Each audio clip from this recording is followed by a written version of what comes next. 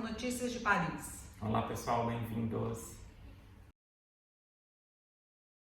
Hoje, dia 16 de novembro de 2021, faz 11 anos que a refeição gastronômica francesa entrou para a lista dos bens culturais imateriais da Unesco. Essa lista do patrimônio cultural e imaterial da Unesco, ela tem como objetivo preservar as práticas culturais, as tradições e os savoir-faire das sociedades. A gente tem a lista do patrimônio material, que são os monumentos, os locais, e temos também a lista do patrimônio imaterial. Rodrigo, vamos explicar por que a refeição gastronômica francesa conseguiu entrar na lista do Unesco. Porque além da refeição em si, do momento da refeição, onde seja a família ou seja os amigos estão compartilhando naquele momento, tem também os produtos que estão ali. Quer dizer, é um aspecto de convivialidade, um aspecto de modo de vida, né? Way of life, como é também um aspecto econômico e cultural do savoir-faire, do agricultor, do cara que faz o queijo, da maneira de fazer, isso tudo é super... Em qual estado fazer, em qual território, não é? Em qual época do ano, tem toda uma situação complexa por detrás daquele prato que está sendo servido. Então não é só a refeição em si, que a gente vai explicar, né? Que também tem todas as etapas da refeição, mas também visa preservar tudo que veio antes, né? Do alimento. Desde do plantio e da confecção do alimento antes dele chegar na casa da pessoa. E de todos os rituais que foram sendo criados para que aquele alimento chegue com aquele gosto, aquele aspecto, aquela qualidade. Exato. Quando a Unesco estava pesquisando, né, para fazer a refeição gastronômica francesa entrar na lista, ela concluiu que na França, 54% dos franceses, meio-dia e meia, estão sentados à mesa. Ou seja, eles não comem na frente do computador, na frente da televisão, né? Eles não são americanos. Eles não são American Way of Life. Isso não quer dizer que assim, esteja o pai, a mãe e os filhos sentados à mesa em casa, né? Não. Pode ser os amigos do trabalho que vão para o restaurante, né? 54% dos franceses estão sentados à mesa. São as crianças na escola, são os colegas de trabalho na mesa no restaurante, ou até as famílias mesmo, o pai e a mãe, ou o pai, a mãe, as crianças, ou o pai e as crianças estão sentados à mesa. E no Reino Unido, apenas 17% da população do Reino Unido está sentada à mesa na hora do almoço. Nós temos um artigo no blog sobre isso, não? Nós temos vários artigos, nós temos também a nossa série Os Franceses e a Comida, também vou colocar o cartãozinho aqui em cima para quem quiser assistir a série completa. Nós já falamos muito sobre isso. Ótimo. E a refeição gastronômica francesa, ela também tem as etapas, para ela ser considerada uma refeição gastronômica francesa, ela tem várias etapas. Tem que começar com um aperitivo, que pode ser o quê? Uma coupe de champanhe. Habitualmente o aperitivo é uma coupe de champanhe, mas esse aperitivo ele respeita também as regiões. É champanhe aqui em Paris, em outras grandes cidades, mas depende muito da região. O aperitivo pode ser bem local. Pode ser o pastis no sul da França, como pode ser o pastis na Córcega também, e como pode ser o cidre na Bretanha. Na Bretanha, na Normandia. Esse aperitivo ele está vinculado à região também. Ótimo. Mais um motivo para estar na lista dos patrimônio cultural e material da humanidade. Começa com aperitivo e não existe aquela quantidade de oferta, de tira-gosto, porque é um pecado mortal acabar com o apetite antes dos pratos principais. Então tem no máximo nuts, né? No máximo assim umas castanhas e acabou. Eu já vou pular lá pro final. Sim. Então ela começa com aperitivo e termina com digestivo, que pode ser um licor e pode ser um álcool forte. Isso vai dizer um whisky. Uma pinga. Todos esses álcools feitos em cada região da França que são preparados com todas as plantas aromáticas da região. Sim. Por exemplo, meu marido tem uma casa na Córcega e a tradição lá em casa é, antes de deixarmos a Córcega no final do verão, a gente colhe vervena, que eu não sei o nome de vervena Acho que é verbena. Vervena. Acho que é verbena. No jardim, ele coloca dentro de um álcool específico, que é um álcool alimentar. Bebível. Fica aquela coisa macerando ali o inverno todo. Quando voltamos, está o álcool forte do digestivo prontinho para os nossos convidados. Digestivo Fé Maison. Te convido. Obrigado, aceito. Bom, então entre o aperitivo e o digestivo, a gente tem que ter 4 etapas. Sim. Que é a entrada, que é um prato leve, né? Prato leve, pouquinho. Pouquinho. Tudo é pouquinho. O prato principal. O prato principal que aqui no documento da Unesco fala uma carne vermelha ou um peixe acompanhado de legumes, mas hoje em dia isso já explodiu. Já explodiu, né? O prato principal pode ser uma coisa vegetariana vegana, não necessariamente tem que ter carne. Não, pode ter qualquer coisa. Exato, mas aí um pouco mais quantidade. Mas aí é considerado o prato principal, quer dizer, ele que deve ser o prato mais substancial da refeição. Atraente. Exato. E atraente. E atraente. Onde se gasta mais tempo. Porque é uma questão de gosto, mas é uma questão também de beleza. Exato. Uma questão estética. Estética. Inclusive fala isso, que a refeição gastronômica francesa não é só o que a gente está comendo, mas é toda a mise en place, né? Você montar uma mesa bonita, a questão dos locais. O que vai ser discutido. O que vai ser discutido, a troca, os talheres, tudo isso. Tudo isso faz parte. Então, depois do prato principal, a gente divaga, né, gente? Depois do prato principal, a gente tem os queijos. Sim, que pode ser acompanhado por uma salada. Quer dizer, que é só alface. Né? Quando a gente fala salada aqui na França, é só a verdura. Folhas verdes. Ou só o alface mesmo. E a gente vai voltar aos queijos no próximo assunto, que é interessante essa história dos queijos. E por finalizar, a sobremesa. A sobremesa. E o café. E o café. E o digestivo. E o digestivo.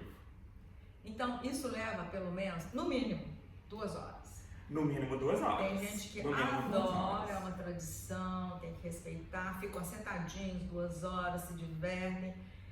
Eu não estou acostumada, eu estou acostumada com aquela coisa, sabe, aquele buffet americano que serve, você senta aqui, você troca de lugar, senta ali, conversa aqui, conversa lá. No início eu sofri muito. 2 horas sentada com as mesmas pessoas, entendeu? Com a mesma pessoa ao seu lado. Então... Se for chato, você tem que aguentar. Mas eu gosto de uma coisa mais dinâmica. E eu tenho a impressão que a juventude francesa está adotando essa tradição. Eu acho que vai existir durante muitos anos ainda. Espero que sim, mas porque é o meu programa preferido é ficar 2 horas no restaurante ou na casa de alguém, até mais. Sentado, conversando. Eu preciso de sair, conversar, dar uma voltinha, passear, trocar de assunto, ver outra pessoa e tal. E eu não consigo comer muito, né? É verdade. Lina, mas eu acho que até os franceses eles precisam de um break entre um prato e outro, porque eu tenho ido a restaurantes e tenho percebido que muita gente, entre a entrada e o prato, ou entre o prato e a sobremesa, sai para fumar. Mas isso vai acabar, né, Rodrigo? Porque acho que as próximas gerações vão entender que... Nossa, será que eu tenho visto isso principalmente entre os mais jovens, que eles saem para fumar e voltam. Aí a gente estragou o paladar. Absurdo, não gosto nem de pensar no assunto. E hoje, dia 16 de novembro, foi inaugurada uma exposição que se chama Banquete, sobre a comida, sobre a refeição gastronômica francesa. Está em cartaz lá na Cité des Sciences et Industrie, lá no Parc de la Villette. Nós temos também um artigo sobre o Parc de la Villette lá no blog, vou colocar na descrição. É uma exposição que fala não só da comida, do processo de fazer a comida, como também da refeição gastronômica francesa. São várias etapas, é uma exposição super interessante, a gente ainda não foi ver, porque ela inaugurou hoje, mas assim que formos a gente vai falar sobre ela e mostrar lá no Instagram. Hoje vamos contar para vocês um pouco da história da reforma e da inauguração do Hotel Intercontinental, situado na Praça Opéra, ao lado da Opéra Garnier. Lina, e por que a gente vai falar do Hotel Intercontinental, sendo que tem centenas, milhares de hotéis em Paris? Hotéis tão famosos quanto Ritz, Plaza Athénée. Primeiro porque o Hotel Intercontinental é um dos mais antigos, um dos mais bonitos A sua localização é absolutamente privilegiada, ao lado da Opéra Garnier. O seu café, mesmo aqueles que não conhecem o hotel, conhecem sem dúvida alguma o café? Com certeza. Fala o nome, que as pessoas vão ligar o nome à pessoa. Que é o Café de la Paix. Resumindo, o Hotel Intercontinental e seu café, o Café de la Paix, fazem parte da história da cidade. Em todos os grandes sites de turismo, os mais importantes, quando eles fazem a lista dos principais cafés em Paris, o Café de la Paix está sempre em primeiro lugar. Na lista do Conexão Paris, o Café de la Paix sempre esteve nos primeiros lugares. Junto com o De Margot, junto com o Flore, todos esses cafés históricos, né? Exatamente. E o Café de la Paix tem uma qualidade que os outros talvez não tenham, é que ele é grande e ele possui vários ambientes. Exato.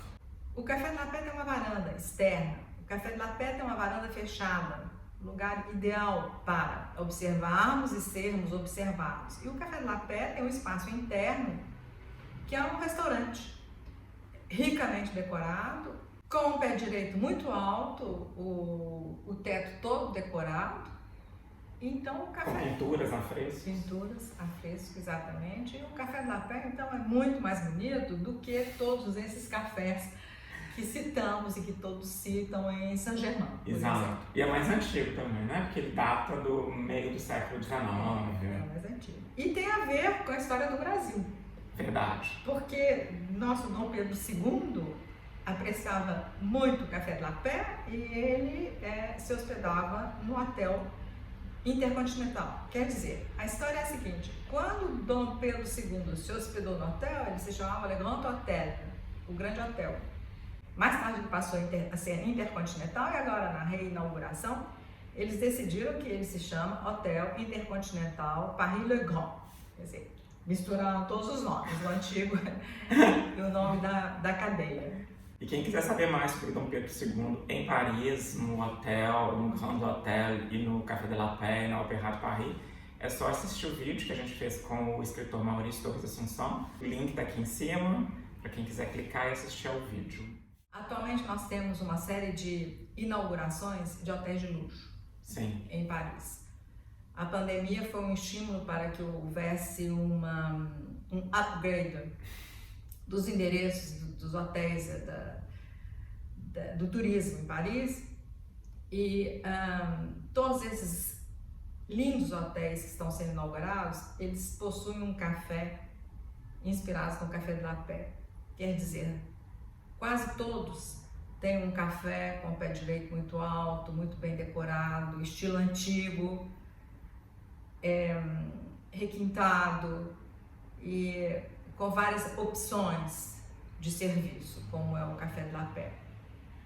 Um deles é o café de um hotel que não está aberto ainda, mas que está localizado perto do Le Havre e que ocupa um espaço que pertenceu aos Correios parisienses, que se chamam La Poste.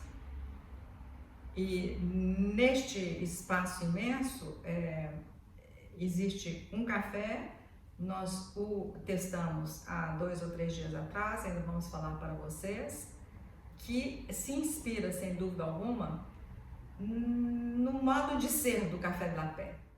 E na verdade o Café de la Paix, ele tem 2 cardápios distintos. Ele tem um cardápio para quem vai sentar à varanda, para quem está naqueles salões mais voltados para a Avenida da Ópera, que é um cardápio dos pratos tradicionais, né, de café, são os croques, o tartar, a sopa de cebola, e os salões ricamente decorados mais do interior, que dão para o Boulevard do Capucines, é um restaurante um pouco mais gastronômico, com pratos um pouco mais caros e mais elaborados. Quer dizer, se sentarmos na varanda, o preço da refeição ficará entre 30 e 40 euros. Exato. Se estivermos no interior, nos salões, será entre 70 e 90 exato, exato. E o Café de la Paix também, ele era e ainda é frequentado por as pessoas que vão à ópera. Elas passam lá antes para comer alguma coisa ou depois dos espetáculos também para jantar. Ou para forrar o estômago antes do espetáculo, ou para jantar depois, né? Exatamente. E o ponto é excepcional, né? Excepcional. Todas as pessoas que estão ali para a ópera, mas que estavam passeando no Tuileries ou que estavam passeando, mesmo se estiverem passeando em Montmartre, basta descer, Desce direto e chega na ópera. no Café de la Paix. O Café de la Paix é o coração da cidade. Já deu pra ver que a Aline é mega fã do Café de la Paix, né? Gente, desde o início do blog, desde o início que nós começamos a escrever, eu falo do Café de la Paix. Realmente eu adoro esse café. Mas gostaria de dizer o seguinte, importante. Antes da reforma, os garçons tinham nariz empinado, sabe? O que é? Sabe, garçom chato, antipático, francês? Vocês devem saber, não é? Imagina. Então, eu acho que essa reforma é também para atrair uma clientela jovem e descontraída. A reforma, ela privilegiou a tradição e uma parte da decoração de origem, mas ela acrescentou a esse decor um conforto que não existia antes, né? Banheiras, por exemplo, que é raro ter banheira, não é? Tem sempre a ducha, mas agora eles estão colocando ducha e banheira, né? Porque com o Instagram, tomar banho numa banheira com muita espuma, né? Faz parte. Virou um valor seguro. Então, os hotéis estão colocando banheiras, coisa que não se usava mais, tem muito tempo. E o interessante que eu achei dessa história da reforma é porque o hotel, ele tem ainda uma escada muito larga, porque na época que ele foi construído, as mulheres usavam aqueles grandes vestidos largos. Então, as escadas que levam os andares do hotel, elas são largas o suficiente para que duas mulheres, usando esses grandes vestidos, pudessem uma subir e outra descer, uma ao lado da outra. Saí do assunto do garçom para a banheira, mas eu retorno ao garçom. Eu não fui ainda após a inauguração no novo Café de la Paix, mas eu espero sinceramente que os garçons tenham compreendido que são eles que devem conquistar a clientela, porque os antigos garçons franceses, a cliente ou o cliente é que tinha que conquistar o garçom, né? Agora eu acho que eles devem entender que é o contrário, que o cliente ali é rei, ele deve ser conquistado e não o contrário. Vamos ver se os garçons estão mais compreensivos, né? Talvez eles tenham passado por um treinamento, né? Um pé mais na realidade. Um pé mais na realidade, pós-Covid, muita concorrência. Exatamente. Mas eu lembro de um restaurante que eu fui alguns anos atrás aqui em Paris que tinha um desenho de uma guilhotina falando assim, o cliente é rei. Não precisa exagerar tanto. E embaixo escrito pequenininho assim, Viva a República.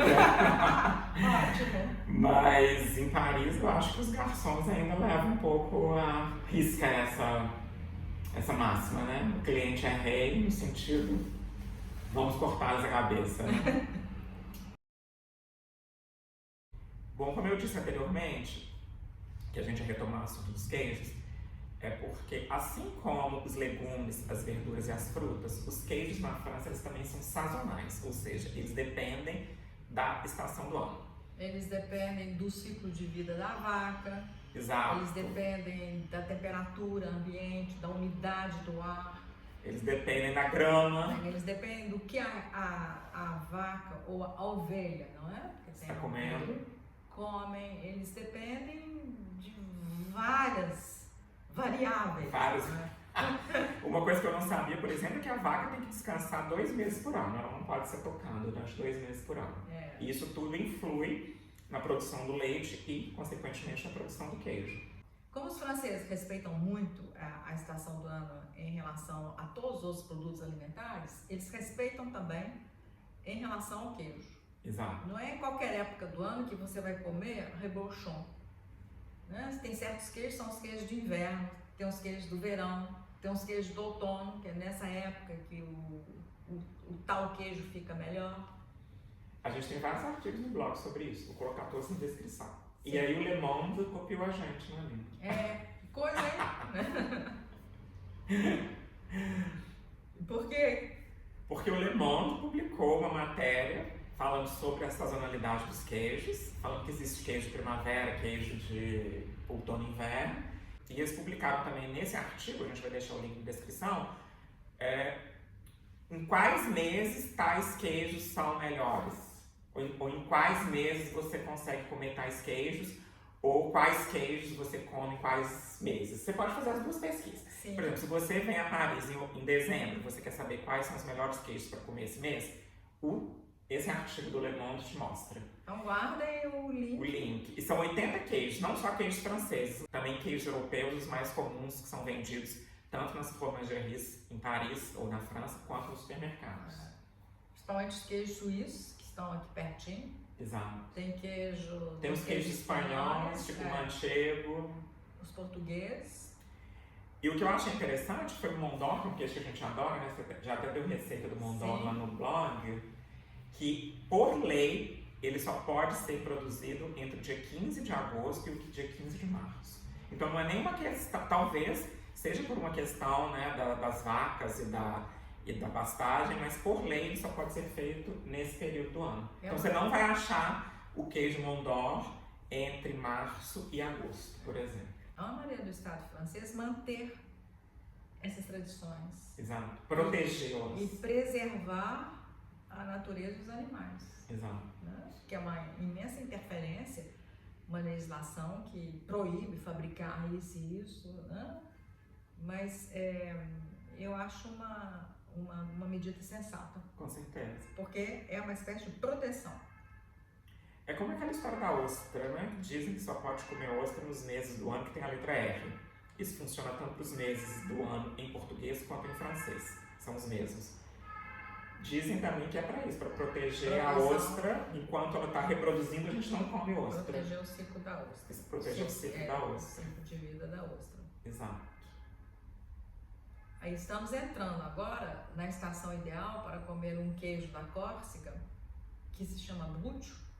É um queijo que se come só no inverno, porque é o único momento em que as ovelhas vão estar maduras para fornecerem um leite. E felizmente nós conseguimos comprar o Brucho aqui em Paris, se vocês quiserem provar. Mas eu já vou avisando, os apreciadores de queijo consideram o Brucho um não queijo. Porque os apreciadores de queijo não gostam da feta grega, não gostam da mussarela, da ricota, então eles não gostam também do Brucho. É um subproduto para eles. Eu adoro o Brucho, eu gosto de todos desses subprodutos que eles consideram, para mim, são hiperprodutos maravilhosos. Mas esse queijo curso, ele está na mesma família do feta, da ricota? Ele é feito com um líquido que é extraído do leite. Entendi.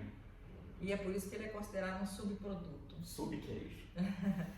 No sentido, ele é o subproduto no sentido de inferior na qualidade do que, quais são as qualidades, não, no sentido de qualidade mesmo.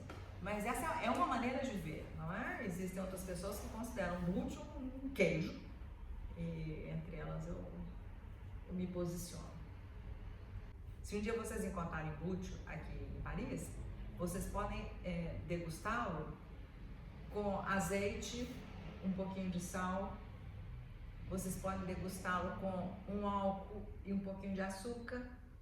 Ele pode ser degustado tanto salgado como uma entrada, uma salada, o Brucho, azeite, sal, pimenta do reino, como sobremesa. Misturar com mel, com uma Depois da confiture. refeição, Brucho, mel, um pouco de açúcar, um pouquinho de álcool, uma confiture. Sim. É bem versátil, é um queijo leve, de um sabor bem delicado e uma consistência muito agradável. A gente come com colher. Delícia. E para quem quer uma coisa um pouco mais calórica, também é a época dos fondues, das raclettes. Falando de queijo, não é? A gente volta sempre no inverno, nas fondues, raclette e tudo mais. Tartiflette, tudo isso. Que temos artigo no blog Temos também. artigo no blog com tanto ensinando a fazer, quanto dicas dos restaurantes onde comer esse tipo de comida aqui em Paris. Tá tudo aqui na descrição.